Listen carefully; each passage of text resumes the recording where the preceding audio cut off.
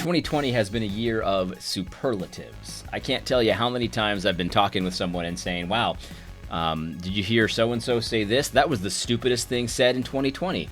And then it's topped like a couple days later by someone who manages to find a new way to be stupid. Sometimes it's the same person, sometimes it's somebody new, but it's like a race to the bottom when it comes to stupidity, dishonesty, and just all kinds of negative things that, it's just been quite a scene. It's been quite a thing to watch. I think, though, I found perhaps the most dishonest article written in 2020, and I don't see how this could possibly be topped. I mean, I'm sure it will. I'm sure it will. 2020 is continuing to surprise me. It's like God put a little pressure on people, just a little bit. Like the COVID pandemic is like the minimal amount of pandemic pressure that could be applied, and people have lost their minds. The social justice controversy is the same kind of thing. This is an article by a guy named Dave Miller. He's a pastor in the SBC, and it's on a website called SBC Voices. I don't know what this website's supposed to be, but they must let anyone write on this thing. Maybe that's exactly what they do. But this is an article called "Is Being Woke So Bad?" And I'm just going to read this to you, and I'm going to start and stop because I think there's so much dishonesty in the rhetoric of this article. It really beggars belief. It really does. So let's just read it and we'll talk about it. Here's what he says. He says, quote, "Woke is a common insult thrown around by those who oppose the pursuit of justice as a Christian mandate." I feel like Luke Skywalker when he says, "Amazing, everything that you just said is wrong."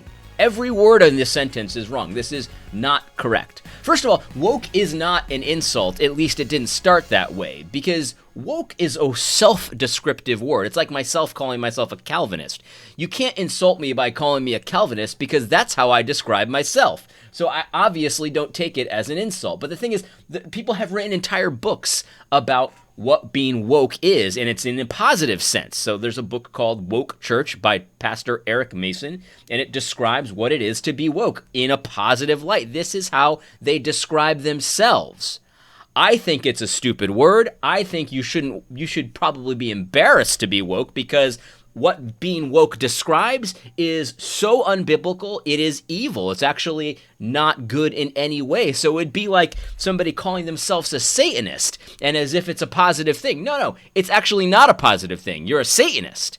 And you should feel shame for being described as a Satanist. And I think likewise, you should feel shame for being described as woke. So woke isn't really an insult. It's a self-descriptor. You guys call yourself woke. The people have written books about this. This is a proud badge that people wear.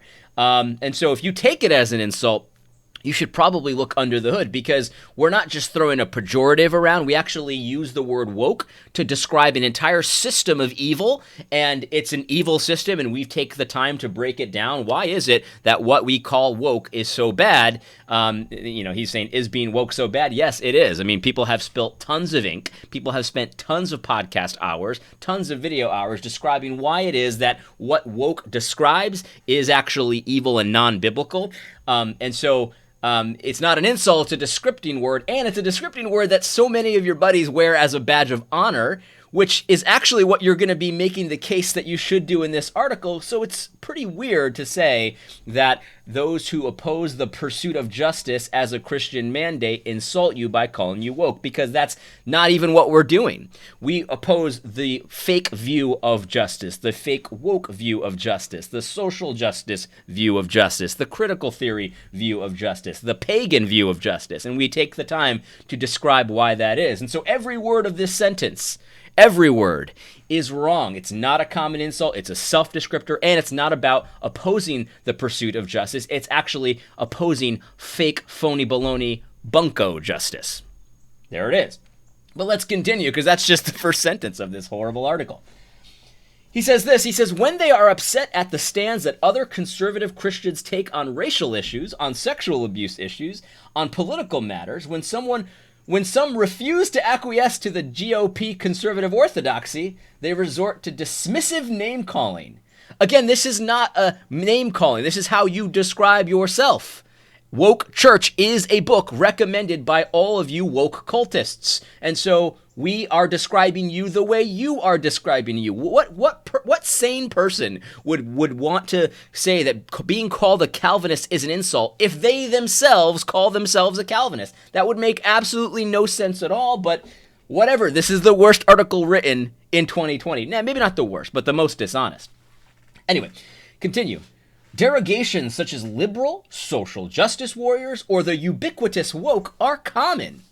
Yes, they are common. You also describe yourselves as promoting social justice, and so why would you take offense? If somebody was calling me a Bible warrior, I would think it was silly, but I wouldn't take offense to it because, yes, I am intending to be a warrior, and I promote the Bible. That's true. I promote Christ's words. But if you're promoting social justice, why would you take offense to being called a social justice warrior? In fact, social justice warrior is another one of these terms that started off as a self-descriptor. People described themselves as social justice warriors. They were proud of it and all of that kind of stuff.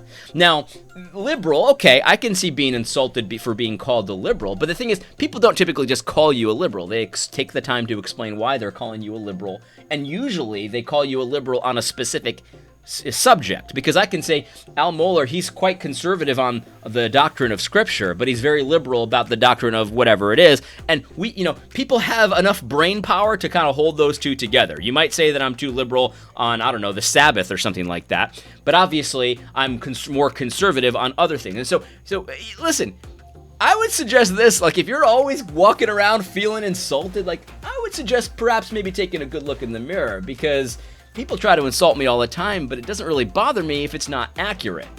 I think that there's probably a little bit too much protesting going on here, if you know what I mean. Anyway, in certain circles, woke is synonymous with liberal, denying the scriptures, or at least ignoring the primacy of the gospel. I've objected to the insult because it is both offensive and inaccurate, and its intent is not to be descriptive, but insulting. This is false. This is absolutely false, because the thing is, it's very easy to call someone woke that believes the things that Eric Mason put forward in the book Woke Church, which he titled. We didn't give the book that title. He himself titled it, and you yourselves share that book. I'm not saying, Dave, that you do, but your buddies do. And so when somebody shares the book called Woke Church and says, oh, this is so helpful, I think that if you're described as woke, that's completely fair. Plus, it also describes exactly the kinds of things that you believe. When somebody says, hey, so-and-so is woke, typically we know generally what that means. You believe in some kind of social justice theory regarding race, regarding sex and gender. You're probably a little bit more, egalitarian than you should be. It's not a perfect descriptor, but no descriptor is. When you call someone a Calvinist, does that mean they believe everything that Calvin said? No. But it's a fair descriptor. It's a shorthand. We don't have to go through every single belief that you have to know generally what you believe when you call someone a Calvinist. And it's the same with woke. And so this whole paragraph is just so dishonest. Almost every word of it is false. It's not about acquiescence to GOP orthodoxy. I don't even know what the GOP platform says these days anymore.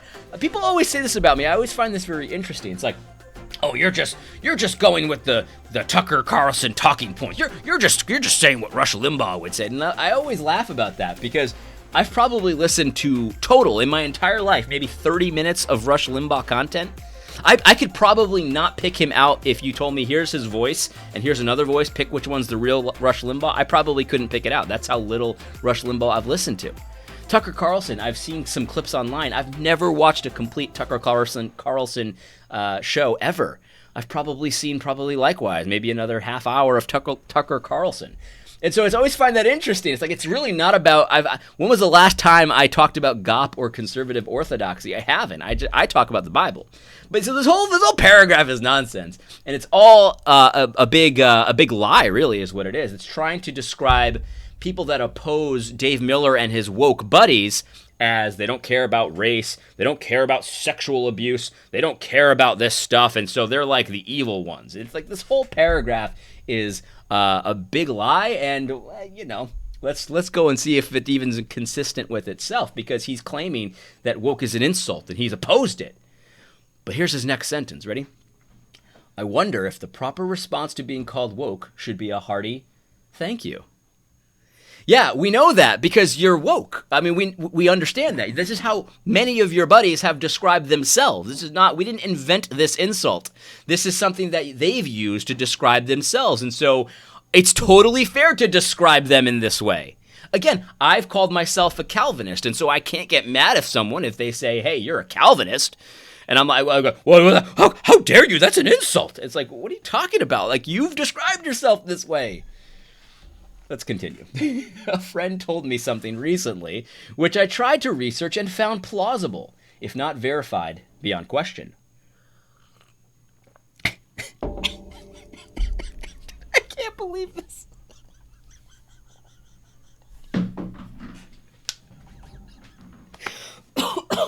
Oh, no. Sorry. Okay. A friend told me something recently which I tried to research and found plausible, if not verified beyond question. He said that the term was originally a compliment given within the black community to those who got it, those in the white community whose eyes had been opened to the evils of racism, of segregation, and of the cruelty inflicted on black people in America. When the blinders of racism were removed and a person began to see things clearly, he or she was woke. Yeah, that's why we're calling you woke. It's because it's not an insult. You're describing yourself in this way. Like, this is just so preposterous. Like, oh my goodness gracious. But you see, the thing is, this is the trick of rhetoric here, because what he's trying to say is, well, in the old days, people that were segregationists and slaveholders and people who hated blacks, they were the unwoke ones, but the ones who loved blacks were the woke ones. And so he's saying, well, it's the same today. So if you call someone woke, then you must be an evil, white supremacist, racist bigot. And what's amazing about this is he's at the beginning, he starts off this article with saying, you're using woke as an insult. And that's like the main thrust. Like, all these evil people trying to insult me by calling me woke. And then he says basically, wokes are the righteous and the non-woke are the evil bigots. And so what he does is he decries name calling, and then the rest of the article is a big name calling. Beth Moore did this the other day, where she said, like, you know, the only ones who would call you this or that are the white supremacists, this and that. And it's like, but you're decrying name calling and then doing it. It's just so amazing how they have such little self-awareness that most people, when they're projecting, you kind of have to look into it a little bit to see if they're projecting. But these people will do it within the same article or within the same tweet. I mean, Beth Moore is very talented, so she can do the projection and be very unaware of what she's up to in the same tweet. That's super talent. And the thing is, this is a very good article because it's very ham-fisted. This person is not very skilled at propaganda, but every piece of social justice warrior propaganda follows this same formula. Just some are more talented than Dave Miller here. Dave Miller seems to be new to it, is really what it is. Maybe it's not his fault. This is probably his first propaganda piece.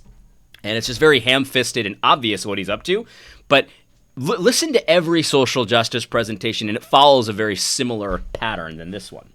So he says, okay, it's a privilege to be called woke. It is, in fact, an apt description of my journey in racial issues.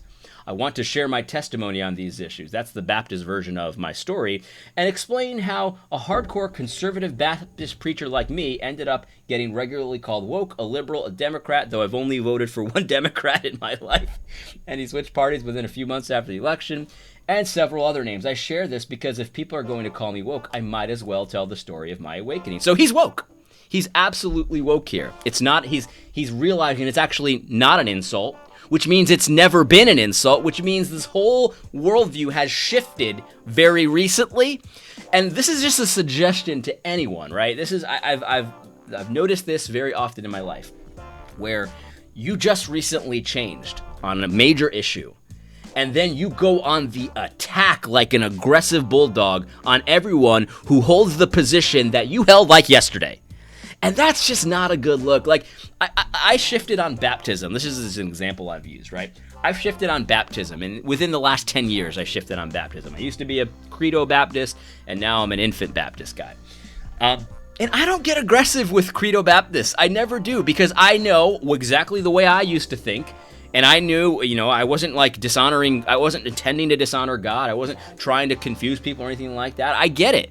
And I'm that was almost 10 years ago when I shifted, and I still don't feel like I'm ready to go full bore aggressive on Baptists. That's just not my thing. I would suggest, if you make a huge colossal shift in the way you view scripture, the way you view the Bible, like this guy is describing, like maybe cool it on the rhetoric a little bit. I'm not saying you don't fight for the truth, but what I'm saying is have a little grace for the position you held yesterday, because like it's just a weird look. It's a very weird look to get so aggressive on things. It's just a piece of advice. I'm not saying it's biblical that you have to do that. I'm just saying this is so strange look. There's just one guy who used to support my YouTube channel, and recently he changed his mind on some of these issues, and now he's calling me evil, some kind of demon and stuff like that. And it's like, dude, you believed this yesterday.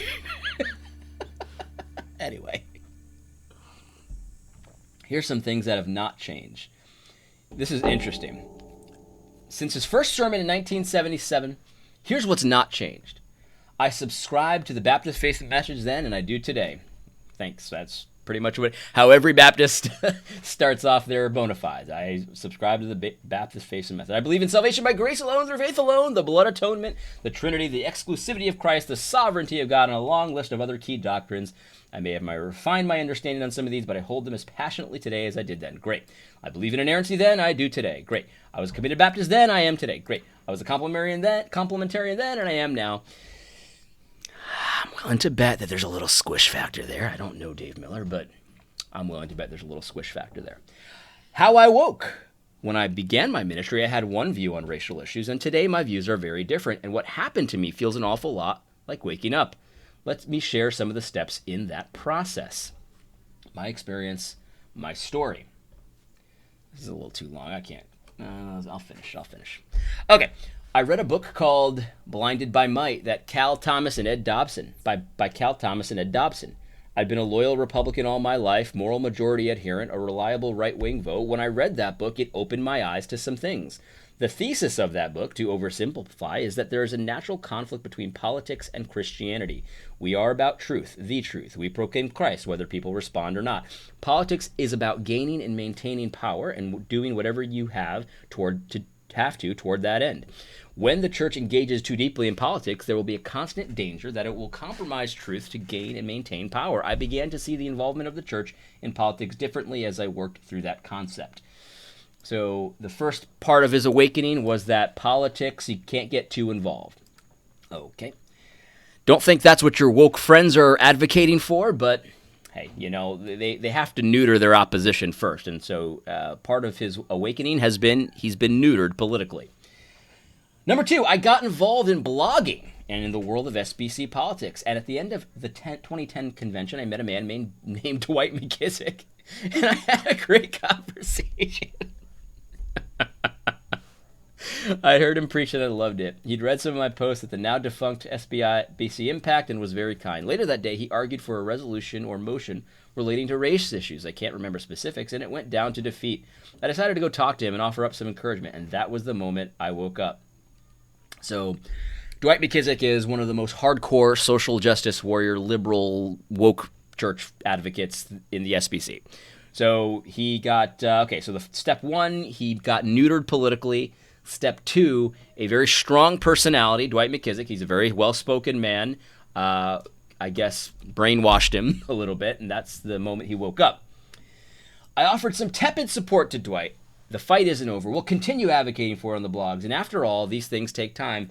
Changing the SBC is slow. And that's when my new friend blew my mind. He said, Dave, do you realize that this entire conversation, there's been nothing but white men at the microphone? I felt those words like a dagger.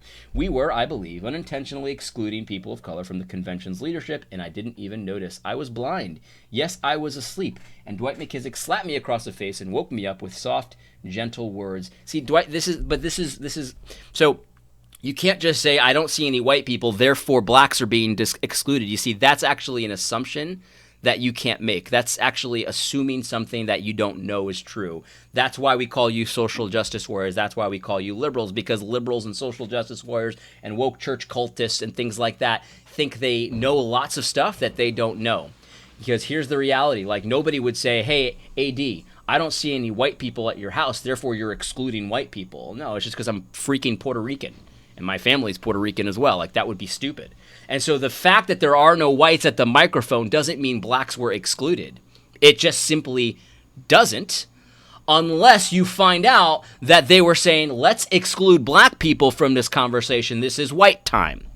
That's not what happens. But that actually does happen on the diversity side. People all the time will have events and stuff like that where it's only blacks allowed or only POCs allowed, no whites allowed. And so that actually is also projection. Like social justice advocates do that. Woke church cultists do that. I want to start a black church. I want to start a diverse church. And like that's not how Christians ought to do things. I don't know, just it stands to reason that you shouldn't do things like that. And so you might have felt these words like a dagger, but if you believe that you were unintentionally excluding people of color, you need to show how that happened. You can't just assume that. It just doesn't make any sense at all, and I don't understand why you would say that unless you had evidence, and if you did have evidence, I'm pretty sure you would provide it. But it certainly seems to me that the only evidence is that there was only white people at the microphone. That doesn't make any sense. By the way, this is something that I've thought a little bit about, because do you remember that? That music video where there was an open casting for anyone who wanted to come sing this song with this artist or whatever, and only white people showed up, and then people got pissed at him because he was excluding people of color, even though it was a completely open call, but no blacks or browns came. Like, that's the kind of thing that could easily be happening in this situation here, where it's not excluding people of color. And so, look, blacks don't need extra help. Blacks don't need extra credit. Blacks don't need any extra, ability or extra privilege that we get from white people. Like, we're more than capable. Blacks and browns are more than capable of doing things on our own. We can go and insist on things and do things and stuff like that. We don't need our white saviors to come and help us. I know that's very difficult to believe, but it's true. So, I don't know. It just certainly seems to be one of those things. Anyway, let me just kind of continue here because this video has gone on long enough. This article is it's special. It's every word is I could make a number of comments on, but let's just kind of finish it and we'll go from there. He says, I told Dwight that day that I would spend the rest of my ministry using whatever influence I have as a pastor and a blogger and in any other way I could promote the cause of racial harmony. This is why you're called a social justice warrior. This is why you're called a woke cultist. Because you just said, instead of promoting the gospel, spending every moment of your life promoting the gospel, you're instead going to promote the cause of racial harmony. This is the problem. This is why people question your dedication to the gospel of Christ, because you just say stuff like this. Well, every day of my life, every piece of influence I have, every blog post, I will promote racial harmony. And it's like, dude, that's not the emphasis, though. So, I don't know. I mean, that's just, you could do whatever you want, but you're a pastor, right? So you've got actually other things that you have to do. I'm not a pastor, so I could spend my YouTube channel doing whatever I want because it's my YouTube channel. It's my business. But you're a pastor, so you actually can't just decide what to do with every waking moment of your life. Anyway, I promised I wouldn't comment, but I had to. I've tried to do that. That day in Orlando was the day I became woke. My sleeping eyes were open to the fact that my friend Dwight saw the SBC with very different eyes than I did. Back in Soyuz City, I spent some time with an elderly black man, a former deacon in our church, who told me stories about what he'd been through during his life. Grady was a true man of God, a man who held a doctorate, who had never been unkind or cruel to anyone. He told me stories that made me want to cry. This wasn't happening in Birmingham or Macon, but in Soyuz City, Iowa. It broke my heart. Racism is real and it is evil. It is not just a past sin. As I began to write on the topic of race here, I encountered troubling attitudes and words. When a pastor was fired for inviting black children to our VBS, our comment streams was filled with people defending the church and attacking the pastor. No matter what has been suggested in the SBC to promote racial inclusion and reconciliation, people have opposed it.